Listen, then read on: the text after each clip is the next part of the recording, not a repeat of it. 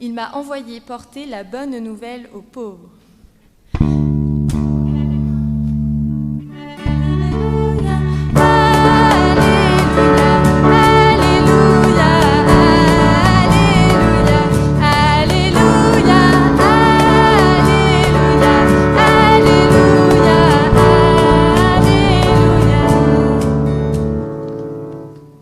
Le Seigneur soit avec vous. Évangile de Jésus-Christ selon saint Jean.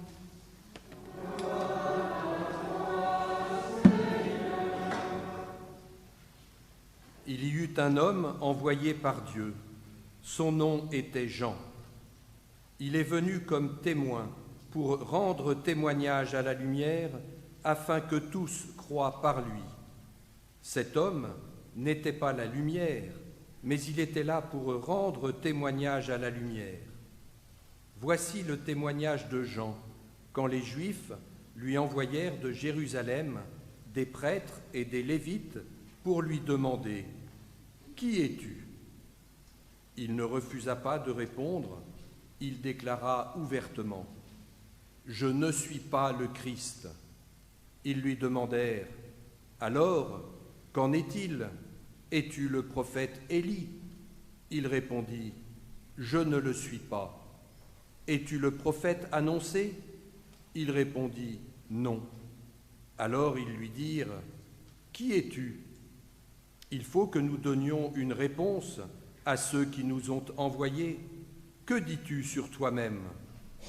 Il répondit « Je suis la voix de celui qui crie dans le désert.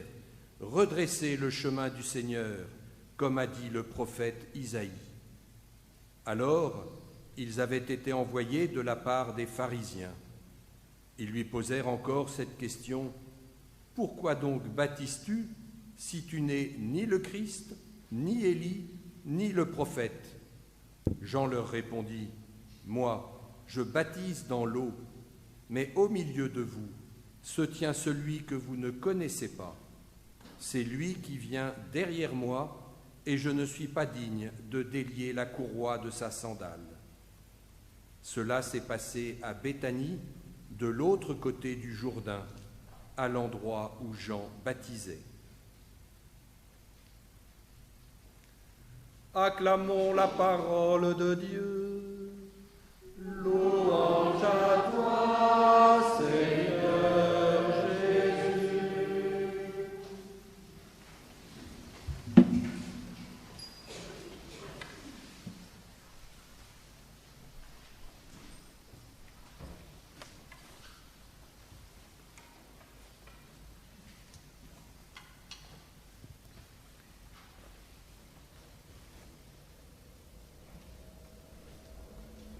Frères, soyez toujours dans la joie. Nous répète encore une fois Saint Paul dans la 12e lecture que nous venons d'entendre. Nous sommes dans la joie. Le Père Antoine, qui est là parmi nous, moi-même, notre diacre Jérôme, parce que le Seigneur, dans sa bonté et sa miséricorde, nous a permis, de nous retrouver ce matin depuis quelques difficultés, quelques incertitudes pour célébrer cette belle Eucharistie, cette belle messe des Lumières. Et je suis aussi dans l'action de grâce, parce que c'est la première fois en tant qu'aumônier que je célèbre aussi cette Eucharistie. Et c'est ça qui nous invite Saint Paul dans la première lecture. Soyez toujours dans la joie. Mais ensuite, il ajoute, priez sans relâche. Nous sommes dans la joie, parce que c'est la joie du Seigneur qui vient. Mais la joie du Seigneur qui vient m'habiter, c'est grâce à la prière. Et voilà déjà, dans ce dimanche de la joie, le Seigneur nous invite à ne pas oublier de continuer à nous communiquer avec lui à travers la prière. La prière de tous les jours, lorsque je me lève, lorsque le Seigneur me donne à nouveau le don de la vie. Merci Seigneur pour cette belle journée. Ou à la fin de la journée, quand j'arrive, depuis une journée parfois un peu chargée, je suis un peu fatigué. Et dans l'action de grâce, comme me dit Saint Paul, je me présente devant le Seigneur pour lui dire « Merci Seigneur pour cette belle journée. » Et si nous continuons avec ce que nous dit simplement Saint Paul ce matin, qu'est-ce qu'il nous dit? Soyez dans la joie, priez sans relâche.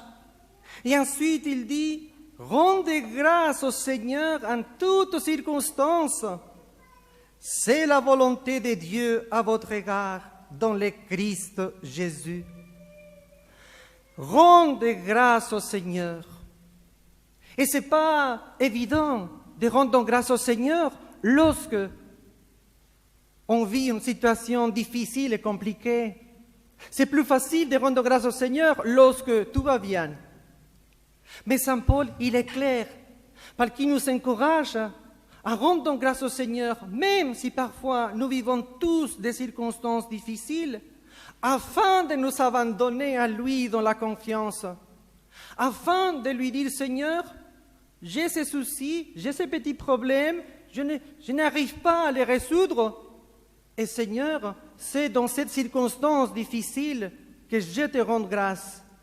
Et nous aussi, nous vivons dans ce moment encore, bien sûr, un moment difficile et compliqué. Les mauvaises nouvelles qui arrivent tous les jours par les médias, à droite et à gauche, que nous entendons bien sûr de mauvaises nouvelles, malheureusement. Et ça, c'est la réalité. Mais Saint Paul, au nom du Seigneur, nous encourage ce matin à présenter au Seigneur tout cela dans notre prière. N'éteignez pas l'esprit, dit Saint Paul dans la suite. Cet esprit qu'il y a dans chacun de nous, cette lumière, et voilà donc notre messe, la Sainte Eucharistie, avec cette belle histoire, cette belle tradition dont Emmanuel vient tout à l'heure de nous raconter. Cette belle tradition de la lumière qui vient de Bethléem.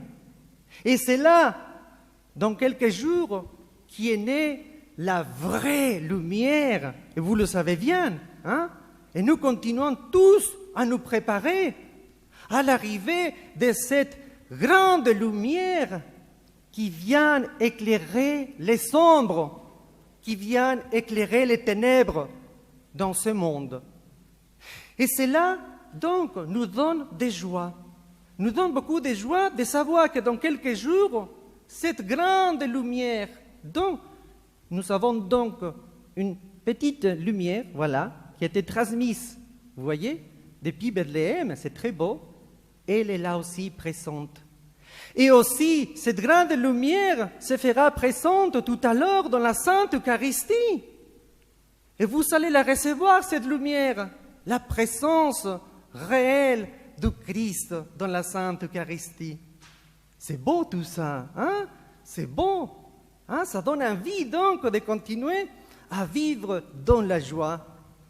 Et j'ai trouvé, même s'il n'a pas été mentionné dans l'évangile de ce dimanche, j'ai trouvé ces versets de la parole du Seigneur lorsque Jésus même nous dit, écoutez, Jésus même qui nous dit, « Je suis la lumière du monde.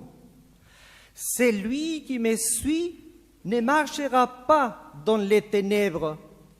Il y aura la lumière de la vie. » Et ensuite, un autre verset que j'ai trouvé pour vous, les scouts, que je commence à mieux vous connaître, c'est celui-là. Jésus est venu pour servir et non pour être servi. Ah, tout de suite, j'ai pensé à vous, parce que je sais que parmi toutes les valeurs que vous vivez, il y a celui de servir, d'aller vers les autres, pour ne pas rester enfermé sur soi-même. Et tout de suite, je me suis dit, ah non, ça, il faut que je vous dise, et que ce petit message, bien sûr, va arriver à tous ceux et celles qui sont dans ce moment en communion de prière avec nous à travers notre chaîne YouTube de la paroisse. Bon, j'ai apporté quelque chose. Bon, vous allez dire alors, c'est quoi alors? Alors, qu'est-ce qu'il nous a apporté le Père Alfredo? On pense à vous, vous tous. Vous connaissez mieux que moi, C'est une petite lampe. Voilà, très subtile, je pense, vous la connaissez mieux que moi. Petite lampe. Bon. Et une petite lampe qui donne une petite lumière. Est-ce que vous voyez ces petites lumières? Oui, pas trop, Vous savez, nous ne voyons pas cette petite lumière qui est là, parce que nous avons une grande lumière, parce que c'est le jour. Donc, vous dites, petite lampe comme ça, avec cette petite lumière, ça ne sert à rien, ou presque rien pour le moment. Donc, parfois, on décide, bien sûr, et on la coupe, on coupe la lumière, parce qu'on pense qu'on n'a pas besoin. Mais dans quelques heures, la nuit va tomber. Dans quelques heures, la nuit va tomber, et vous savez, cette petite lampe, qui est là, maintenant on dit, cette petite lampe, ça ne sert à rien, elle va être très, très utile. Parce qu'elle va me permettre de quoi? D'éclairer mon chemin. Dans l'obscurité. Si je n'ai pas de lumière, cette petite lampe va me permettre d'avancer, va me permettre de ne pas tomber.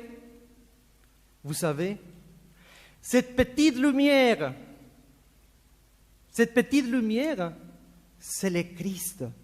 C'est le Christ qui est présent dans chacun de vous. C'est le Christ, à travers vous, qui donne aussi des lumières aux autres. Et vous êtes aussi cette petite lumière.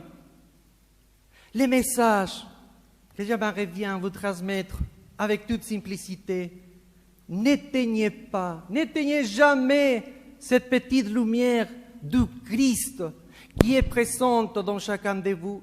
Parce que cette petite lumière du Christ vous permettra d'accomplir sa volonté et de continuer à le servir et de continuer à l'aimer et de continuer à donner votre avis aussi pour le Seigneur et pour les autres.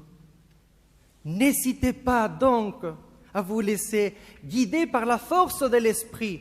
La force de l'Esprit, c'est les piles qui sont à l'intérieur.